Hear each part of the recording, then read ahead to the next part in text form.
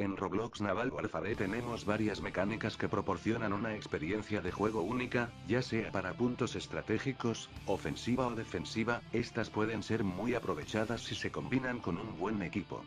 Sin embargo, con el pasar del tiempo se vuelve algo repetitivo esta forma de jugar, tanto que puede llegar a ser predecible la estrategia del enemigo, por no decir que la mayoría optan por el truco del ataque sorpresa desde las esquinas.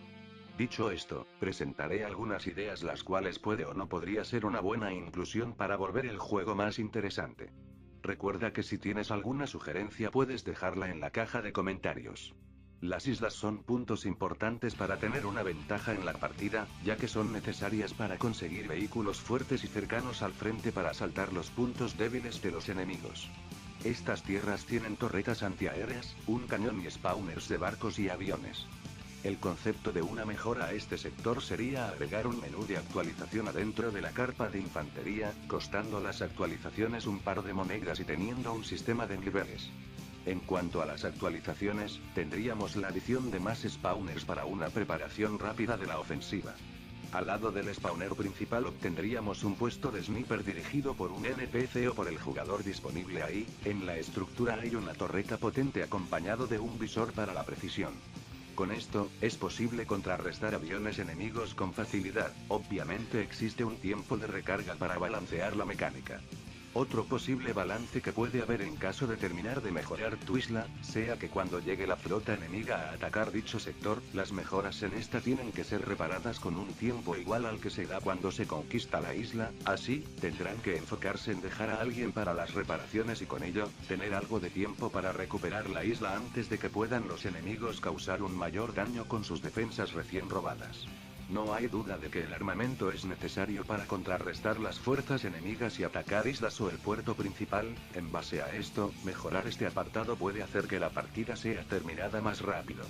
Al igual que en el punto anterior, las mejoras requieren de monedas para su implementación y también se añadiría un sistema de poleas para transportar el material de los oponentes y vender las partes útiles, así, sin desperdiciar tanto el contenido del vehículo tras un asalto exitoso. En cuanto a las mejoras de las torretas básicas, se podría incluir partes para cubrir la espalda del jugador que lo maneja en caso de un ataque sorpresa. Además, tendría que añadir partes para aumentar el rango de visión de la torreta o un visor como lo fue en los snipers. Los otros tipos de torretas podrían actualizarse a su versión mejorada, es decir, reciclar las torretas de mayor potencia para reemplazar a las torretas antiguas. Y para terminar con los vehículos tendríamos blindaje especial para resistir los ataques enemigos. De las dos clases de vehículos podría haber las siguientes actualizaciones.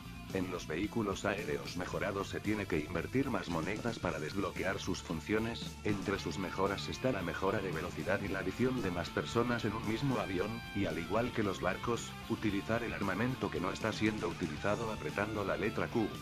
Pasando con los vehículos navales habría la adición de barreras con vida adicional para resistir ataques enemigos. Incluso, existirían barcos kamikazes que están equipados con dinamita que estallan con un radio masivo al igual que el daño. Para agregar variedad estarían estos modos de juego que cambian la forma clásica de este título con un desafío que busca el entretenimiento del jugador. Entre ellos tenemos: el modo de juego terrenal puede ser algo contrario a lo que se tiene pensado con lo naval, pero que permanece en lo que sería una guerra entre dos bandos con puntos importantes. Se toma como ejemplo otro juego de Roblox que tiene secciones como las trincheras que permiten ganar área en el avance militar. Además de esto, tenemos nuevas tropas que son tanques con una resistencia igual al de los barcos, efectos de neblina cada que un vehículo es destruido, al igual que granadas o flashbangs y, por último, artillería para atacar desde grandes distancias. Finalmente, tenemos el modo de juego locos por las mejoras, que básicamente agrega todas las mejoras en los vehículos y las islas, siendo ahora una prueba de habilidad en cuanto a qué tan veloz un jugador puede obtener estas características. Una de las cosas que puede molestar severamente a los enemigos sería utilizar su propio armamento en su contra. En base a esto, se tiene la misma mecánica de las poleas con la diferencia de que se puedan usar en barcos secuestrados, es decir, que su dueño haya muerto en un asalto.